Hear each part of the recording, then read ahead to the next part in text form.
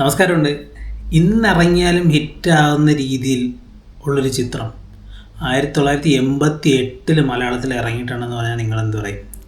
അത്ര ഗംഭീരമായിട്ടൊരു ചിത്രം 1988 comedy, adventure, chilled, എന്താ പറയുക, ട്രഷർ ഹണ്ട്, അങ്ങനെ എല്ലാ ജോണറിലും പെടുത്താൻ പറ്റിയൊരു പടം. സ്റ്റോറി നമ്മുടെ സ്വന്തം ഡയറക്ടർ റൈറ്റർ രഞ്ജിത്തിൻ്റെ സ്റ്റോറി. ഡയറക്റ്റ് ചെയ്തിരിക്കുന്നത് കമലാണ്. ചിത്രം ഒരു ആംഗ്ലോ ഇന്ത്യൻ അച്ഛൻ മകൻ അവരുടെ ഒരു കഥ പറഞ്ഞൊരു ചിത്രമാണ്. അതിഗംഭീരമായൊരു ചിത്രം. 1988 1,50,00,000 മുകളിൽ കളക്ഷൻ നേടിയിട്ടുണ്ടെന്ന് പറയപ്പെടുന്നൊരു ചിത്രമാണിത് കേട്ടോ. വിക്കിപീഡിയ പറഞ്ഞാണ്. അപ്പോൾ ഒന്ന് ആലോചിക്കണം ആ പടത്തിൻ്റെ റേഞ്ച്. പക്ഷേ ഈ സിനിമ അധികം ആരും ചർച്ച ചെയ്യപ്പെട്ടിട്ടില്ല, അധികം ആരും സംസാരിച്ച് കണ്ടിട്ടുമില്ല. എന്തുകൊണ്ടാണെന്ന് എനിക്കറിയില്ല.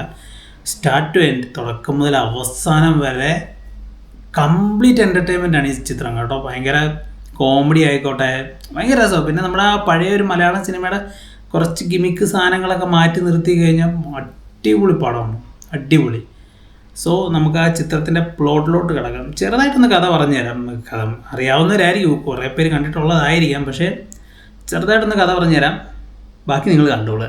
ഓക്കെ, അങ്ങനെ കഥ നടക്കുന്നത് നമ്മുടെ ഫോർട്ട് കൊച്ചിയിലാണ്. ഫോർട്ട് കൊച്ചിയിലെ 2 ബ്രോക്കർ ഏജൻറ്റ്സ്, കമ്മീഷൻ വാങ്ങുന്ന ആൾക്കാർ, ഫ്രെഡി ആൻഡ് നിക്കോളാസ്. ഫ്രെഡി ആയിട്ട് ലാലേട്ടൻ, നിക്കോളാസ് ആയിട്ട് നെടുമുടി വേണുചേട്ടനാണ് ലാലേട്ടൻ്റെ അച്ഛനായിട്ട് അഭിനയിച്ചിരിക്കുന്നത്. ഇതിൻ്റെ അകത്ത് അവരുടെ മറ്റെന്താണെന്ന് പറയുന്നത് ജീവിതം ഇങ്ങനെ നല്ല ചിൽഡായിട്ടുള്ള ജീവിതം. അതിൽ ആദ്യം തന്നെ കാണിക്കുന്ന നമ്മുടെ സുകുമാരി ചേച്ചി നടത്തുന്നൊരു ബാറ്. അതിൽ മെക്സിക്കൻ സ്റ്റൈൽ സാധനമാണ് കേട്ടോ, നല്ല രസമാണ് ബാറ്. പഞ്ചുവടി കാര്യങ്ങൾ, ഫോറിനേഴ്സൊക്കെ ഉള്ളൊരു ബാറ്.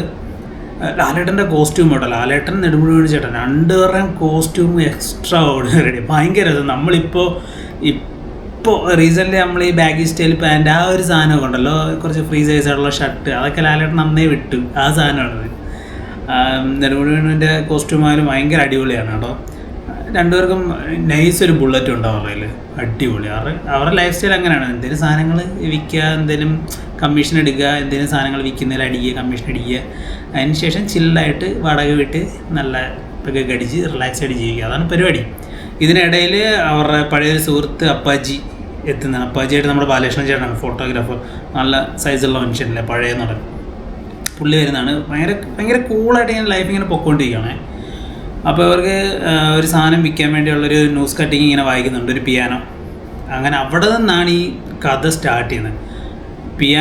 അവർ പിയാനോ വിൽക്കാനായിട്ട് പോകുന്നതും പിന്നെ അവിടെ വെച്ചുണ്ടാകുന്ന സംഭവങ്ങളും പിന്നീട് ഓരോ ക്യാരക്ടേഴ്സ് ഇങ്ങനെ വന്നുകൊണ്ടിരിക്കുകയാണ്. നമ്മുടെ കുറേ അടിപൊളി ക്യാരക്ടേഴ്സ് ഉണ്ട്. ജ്യോതിഷേട്ടൻ വരുന്നുണ്ട്, നമ്മുടെ കുഞ്ചൻ പുള്ളിയുണ്ട്, ഇന്നസെൻ്റ് ഏട്ടനുണ്ട്, തിലകൻ, ഗ്രേറ്റ് ആക്ടർ തിലകൻ, മറ്റേ KP ഉമ്മർ, എല്ലാവരും വരും ഇവിടെ. ഭയങ്കര അടിപൊളി, പോകെ ഭയങ്കര അടിപൊളിയാണ്. ജെ എന്ന് പറഞ്ഞ ക്യാരക്ടറാണ്. ജെ പിന്നെ ഉമ്മർ അവതരിപ്പിച്ചിരിക്കുന്നത് ചാച്ച. ഇവർ 2 പേരാണ് പിന്നെ കഥയിലെ മെയിൻ വില്ലന്മാർ. അങ്ങനെ ഇതുമായിട്ട് റിലേറ്റ് ചെയ്ത് പോകുന്നത് ഫസ്റ്റ് ഹാഫ് അങ്ങനെ പോവുക. അതേപോലെ സെക്കൻഡ് ഹാഫൊക്കെ ആകുമ്പോഴത്തേക്കും ഇതിൻ്റെ ജോണറും മാറും. കുറച്ച് ക്ലൈമാക്സോട് അടുക്കുമ്പോഴത്തേക്കും ഒരു ട്രഷർ ഹണ്ട്, ആ ഒരു മൂഡ്. എനിക്ക് ആ ഒരു പ്ലോട്ട് ഭയങ്കര ഇഷ്ടപ്പെട്ടു. ട്രഷർ ഹണ്ട് റിലേറ്റഡ് ഉള്ള ആ ഒരു സ്റ്റോറി കുറച്ചുകൂടി ബിൽഡ് ചെയ്തെടുത്തിട്ടുണ്ടല്ലോ. നമുക്ക് മലയാളത്തിലാണ് ചെയ്യാൻ പറ്റുന്നൊരു നൈസ് പണി അതിൻ്റെ അത് ചെയ്തു വെച്ചിട്ടുണ്ട്. എന്തായാലും രഞ്ജിത്തിൻ്റെ സ്റ്റോറി അടിപൊളി സ്റ്റോറി എന്ന് പറഞ്ഞാൽ അടിപൊളി സ്റ്റോറിയുടെ. ആ ഒരു സമയത്ത് പുള്ളി ഇങ്ങനൊരു കഥ ചിന്തിച്ച് കൂട്ടി. കാര്യം മലയാളത്തിൽ ഇങ്ങനെയുള്ള സംഭവങ്ങളൊന്നും ആ സമയത്ത് വന്നിട്ടില്ല. ഇതൊരു പരീക്ഷണം പോലെ വന്ന പടമാണ്.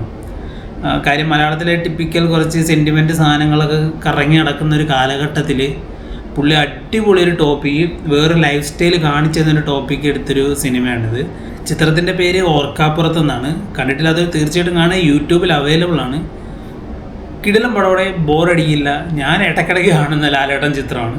ഞാൻ നോക്കിയപ്പോൾ ആരും ഇതിനെപ്പറ്റി സംസാരിച്ചിട്ടില്ല. അങ്ങനെ ഞങ്ങളോട് സംസാരിക്കാമെന്ന് കരുതി ഞാൻ പറഞ്ഞാണ്. കണ്ടിട്ടില്ലാത്തൊരു കണ്ടു നോക്കുക, ചാനൽ സബ്സ്ക്രൈബ് ചെയ്യുന്ന പരിഗണിക്കുക. ടേക്ക് കെയർ, വിൻറ്റേജ് ലാലേട്ടൻ.